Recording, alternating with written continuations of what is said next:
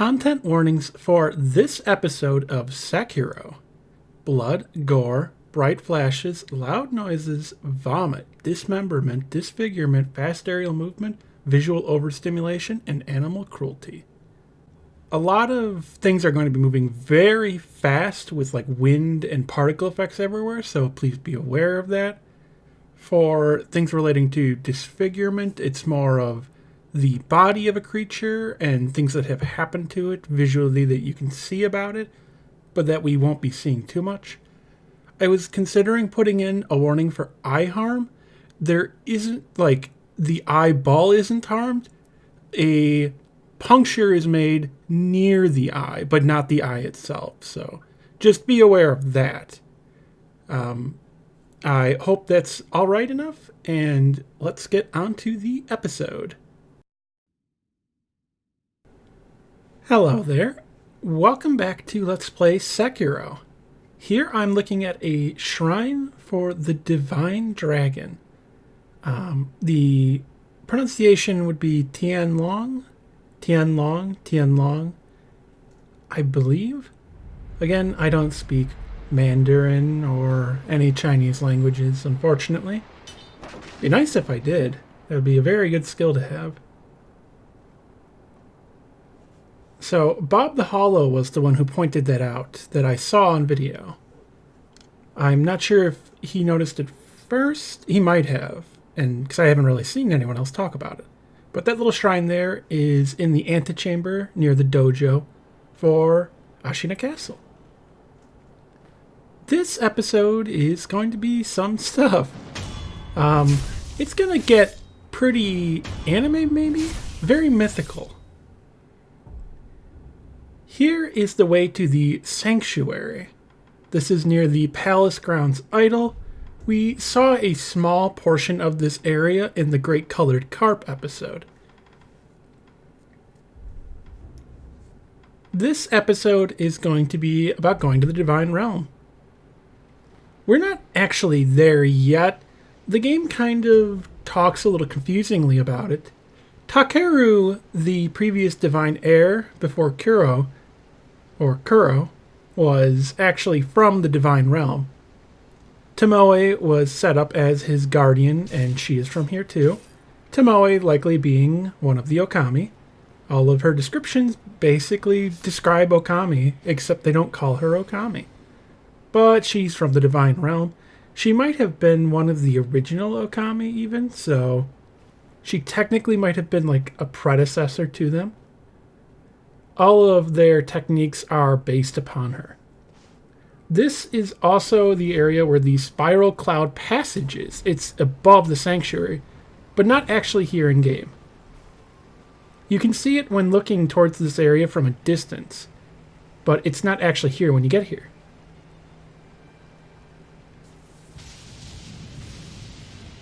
These are Torii gates, which help signify going from the mundane to the sacred, the mythic, the spiritual. These ones are white, unlike the red ones, and we saw them on the way to even get here, so this is, I guess, ascending even further.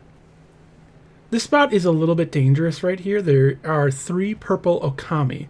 Those are like the tougher Okami. Up here is one with the Chinese soccer ball, as I've been told they are. Actually, don't know too much about sports and history, so that's one area that I'm kind of lacking in. You want to single this one out and kill her. You can use the Gotchin Sugar to more easily get through here. You can actually just stealth past them using it.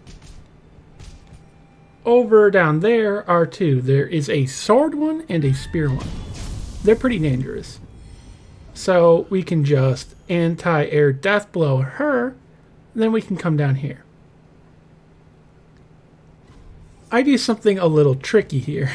I kind of mess with the AI. I get her to go over there looking for me for the sound of the other one being alerted. Then when her back is turned, I death blow her from behind and puppet her. That way I only have to fight them one at a time. Fighting both of them at once is really annoying. You can take advantage of their lightning on each other. It's nice.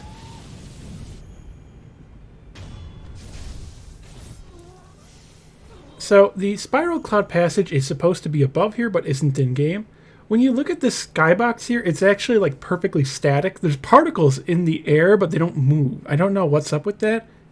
Maybe there was meant to be and it got removed because of it caused problems.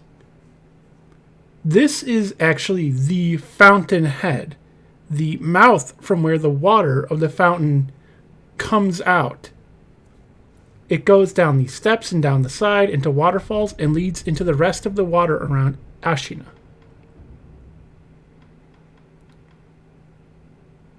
Skills are a bit annoying at times. It's hard to get all of them your first playthrough.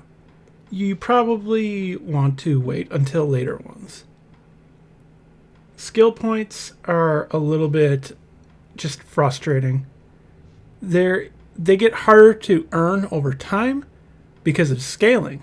So, since by the end of the game, enemies are still dropping like they're pretty normal amounts, you don't really get enough. You don't want to farm for it until like New Game Plus 3.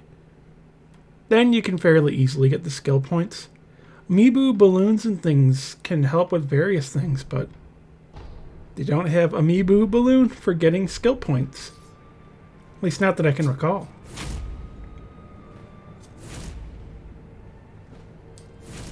So, we're going to be heading up through these torii gates. There's going to be more lightning. You can actually get hit by the lightning. If you just sprint headfirst into it, you'll get hit by it. It's kind of funny. I decided to walk so it would look pretty cool, even though I'm talking over it now, which makes it less cool. There are these various storm formations around. There are these wards and the ropes. I can't remember what exactly they're made of, but to help like show that something is sacred. This area is incredibly sacred. The Sakura tree petals are falling down here. This is the very top of Fountainhead Palace, the sanctuary. Showing here the water running off. This may seem odd, but it actually makes quite a lot of sense. A lot of people don't understand when they're doing world building, but the way water flow works is that usually it comes from higher areas and then flows downwards. Mountains can end up through like geothermic activity, through various amounts of pressure, having water that springs at the top and then goes down into rivers, and that's just kind of how it works. You don't typically have sea inlets exactly for rivers. There are rare exceptions, but just a thing to consider if you're ever world building. But this is quite accurate. Here is an unnamed person. We have no idea who she is, really. If I remember right, an art book mentions and calls her a Miku, a shrine maiden. I don't really know what that little box she has with her is. It looks like something for growing plants. Maybe she planted the Sakura here. There is some sort of large stone. It almost looks like a grave marker, but I'm not quite sure if that's what it is. This looks like the end here, doesn't it? There's nowhere to go. I try to get a better look at her. It's a bit hard. Her left eye is a little messed up. Something is going on there. Her hair is white, like seems to be a relation to the divine dragon, the divine heir, the blood of the divine dragon, the inheritance. There was actually a sort of theory people have, I don't agree with it at all, that this is Kingfisher. Kingfisher is the shinobi who was the partner to the sculptor. The reason why is she's missing a finger right here that we can see. So people thought that might actually be her because we never see Kingfisher. That doesn't make any sense at all. If you just move the camera, you can see her fingers just clipping through the rock. Let's show a little something. Let's set the game's text to Japanese. Now, this will be hard for me to kind of talk about. There is a lot of different things with localization and translation in Sekiro. Something we are about to see is actually named very differently in Japanese. Here I'm just showing some of the items and things, showing off some of the skills and their Japanese names. If you can read kanji, I think some are actually hiragana too. I think they use it mixed. This is probably the area where I'm most likely to make mistakes talking about this, because I can't read any of it. But anyway, let's go pray.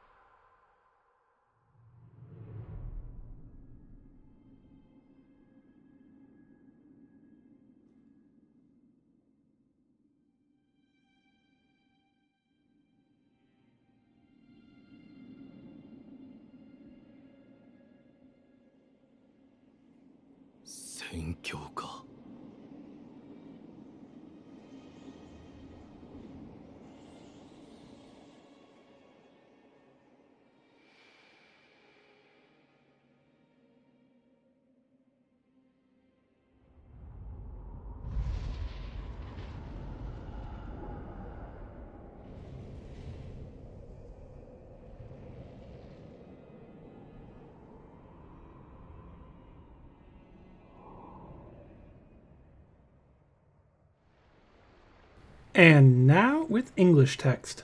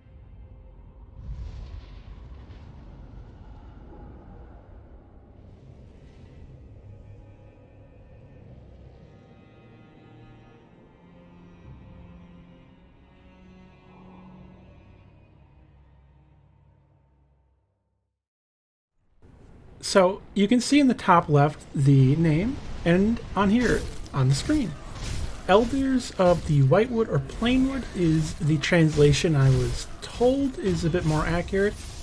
That is courtesy of Miyabi. She has been very helpful. She's very smart and knows more about Japan and Japanese than me, so I like to ask her questions and find things out. In English, they are called Old Dragons of the Tree. This name doesn't really make sense. They are very clearly not dragons at all. I have no idea what is up with that. They're a bit more like yokai or something else, like lesser deities or something.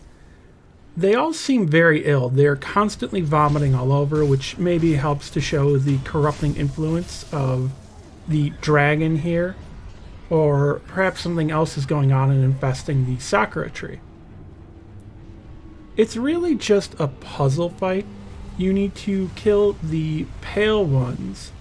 The ones with darker skin are not really there for any reason other than to kind of waste your time. Only the white ones will move the health bar. They will spit poison and try to hit you with their sort of flute. That pipe is actually, I'm pretty sure, pretty important. It's important in a lot of like Heian era stories and a lot of just the culture. You need to use your grappling point to get up to the top of a tree after 3 of them sprout from the ground. You want to just sprint to get away from them so they hit you, but they don't do too much damage. You then need to jump and from the air death blow one of them. You'll then grab it by the head and swing it around and hit the others like it's a huge sword. When they do that motion and you hear that noise, that means that the tree is coming. Only one of them works. The first one that goes up is the one that works. It's a little bit annoying, but it's just a very simple puzzle. You probably won't get hit during this phase once you know what to do. It's almost pointless. They don't take much to kill. They're just annoying. They're annoying for no hit, no damage just because of the possibility of poison buildup. And they might randomly hit you, but usually it's pretty hard to actually get hit by them. They look rather odd. That's about it for this part of the fight. They're a little bit like the Palace Nobles, but there's not too much here going on. This is almost like a waste of time. Some people think they also might be a reference to the primordial serpents. Who's to say? Some of them have antlers, and there's trees.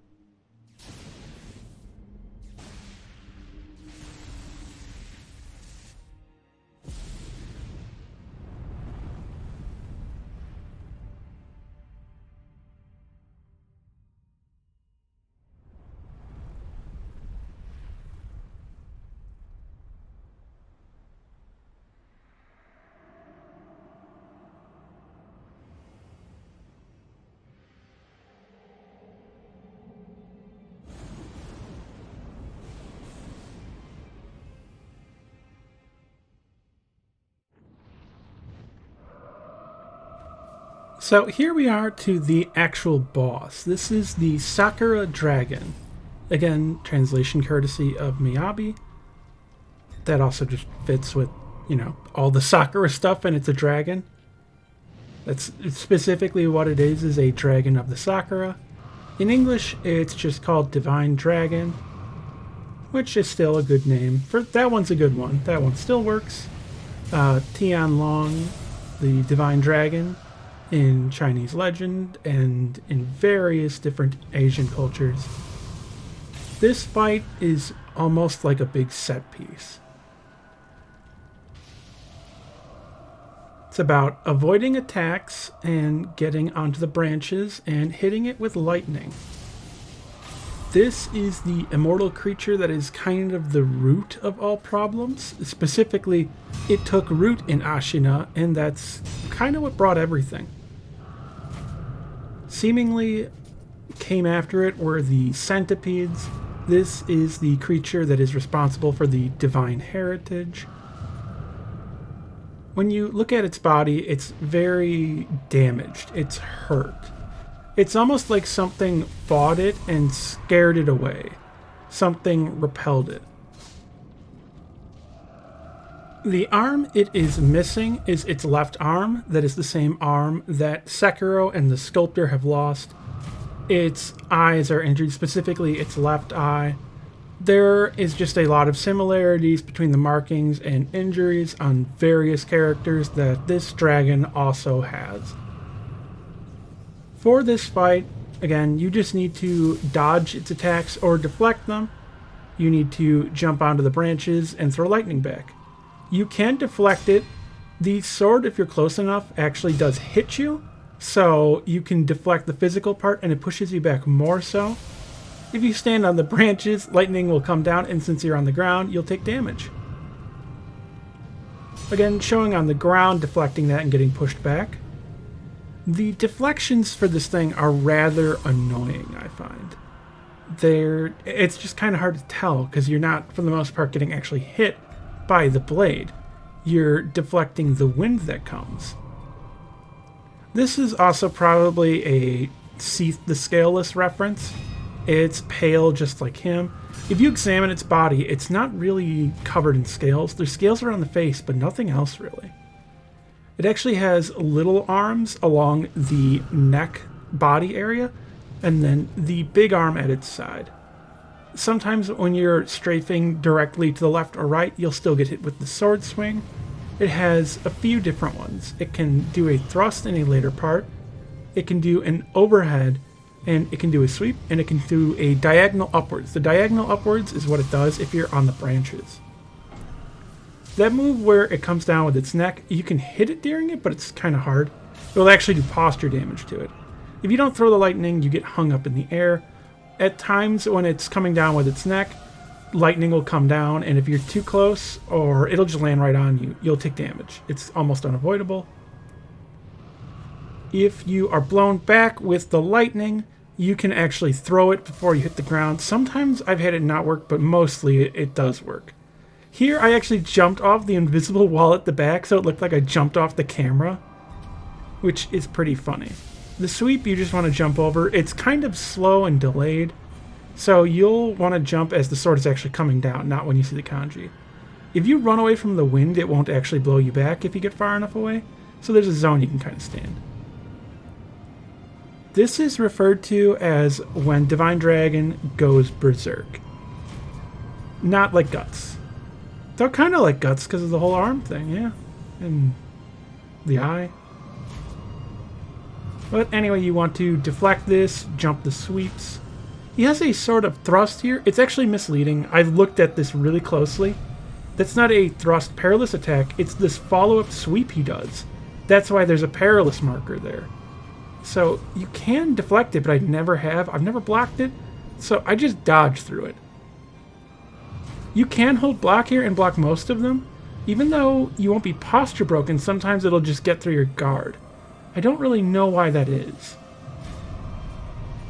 So right there, I just held block and was able to block the thrust. I have no idea what's up with that attack. Divine Dragon's kind of annoying in that regard. It's not a hard fight unless you're doing no hit, no damage. It's hard to tell when you've deflected properly too, rather than blocked, because even if you get the timing seemingly right, it doesn't make the deflect noise always, but sometimes it does. Also, I was showing the dodge through there. This is the final part. After the berserk, this wind with lightning will appear. You want to jump to it, fly up. This is the end of the fight. This is the death blow. Throw this, and the Divine Dragon is beaten. That's that. If you don't throw it fast enough, just like the immortal snakes, he will just bite you. He won't eat you like them. He'll try. You'll get thrown back. Probably die. Just like that. Now, we are going to examine him a little bit. This is the seven-branched sword, which is seemingly what he is wielding. This is heavily linked to the history and symbolism of the Imperial Might of Japan, but also of Korea. Both kind of claim to it. It's very complicated. It's a thing that's kind of complicated enough. I don't want to talk about it because I don't want to screw that up. It's not really agreed upon. They might associate this more with Japan, and Japan with Korea and Korea. This dragon is more like from China.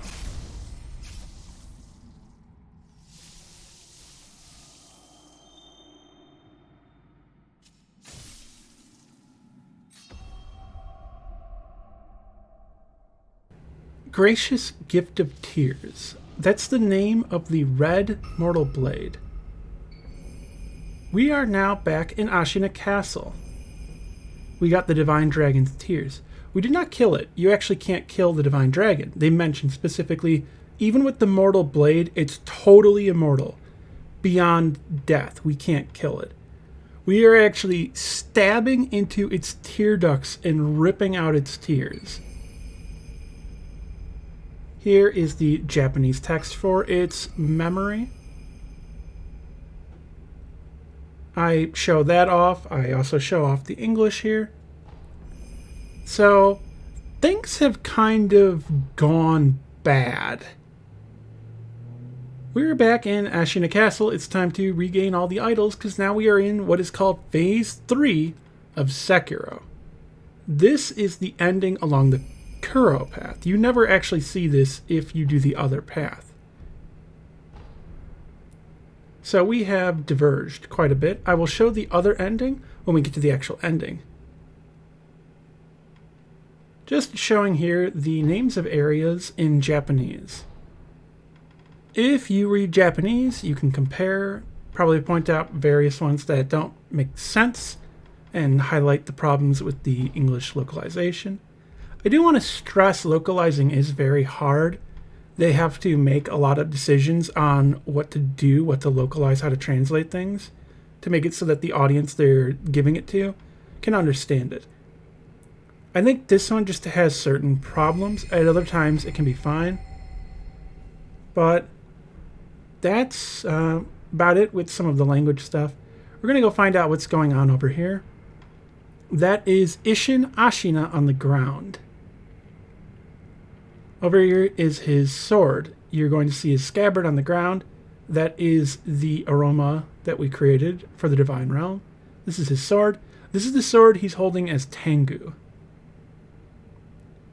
You can see he has it in his hand. We're going to talk to Emma to find out what has happened here.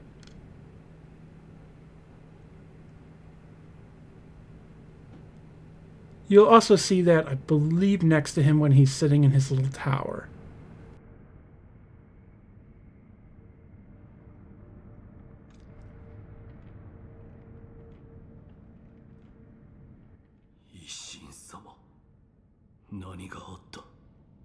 Ishin様は病にて見まかられました。そうか。それを察知したのでしょう。ナイフの軍がその木に乗じ、この城に攻め寄せています。巫女様はこれを。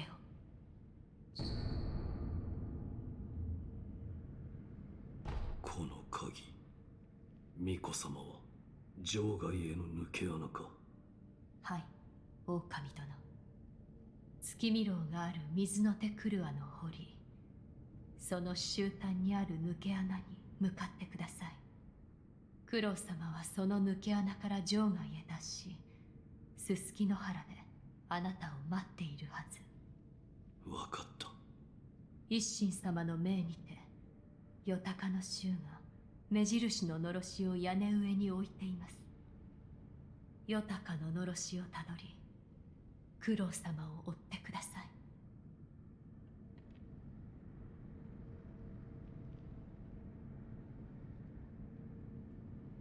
クロウ様は抜け穴より場外に脱しました。月見楼がある水の手クルアの堀、その終端にある抜け穴に向かってください。すすきの原であなたを待っているはず。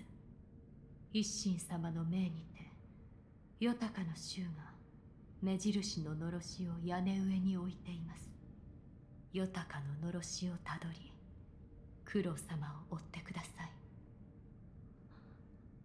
狼殿。なんだ。クロウ様が人となる、それを祈っております。ああ。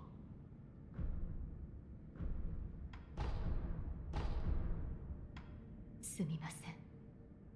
お酒は今は。クロウ様が人となる、それを祈っております。So, unfortunately, Ashina Ishin is dead. He has seemingly died of old age, but as you can see here, there is blood on his sword, but specifically on the handle. There's blood on his hand and the handle of his weapon. There's not blood on his blade or on his body. It's on his hand. It's very peculiar. Throughout the game, he is coughing. You can see how withered he is. His coughing can only be heard in a lot of the eavesdropping. He tries to not let you hear it. Sometimes as Tengu, he'll cough and then forget what he's doing and then remember and start talking again.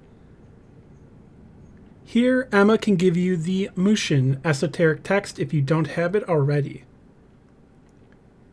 At times, I wonder if he actually had Dragon Rot, if somehow he was getting it whenever Genichiro was dying and reviving, but it's not really touched upon. We don't know if there are other sources for Dragon Rot other than the Dragon Heritage, because Genichiro actually got it from the rejuvenating sediment. The Ministry has invaded. The Interior Ministry, likely led by Tokugawa or a minister under Tokugawa. Seemingly, this is the Tokugawa shogunate's doing. We will be seeing a lot more. Next episode, I'm going to be running around a lot of areas fighting basic enemies. So I'm probably going to just get to lore dump. Just talk and talk. These bosses make it kind of hard in the cutscenes, but I will be seeing you next time. Bye-bye.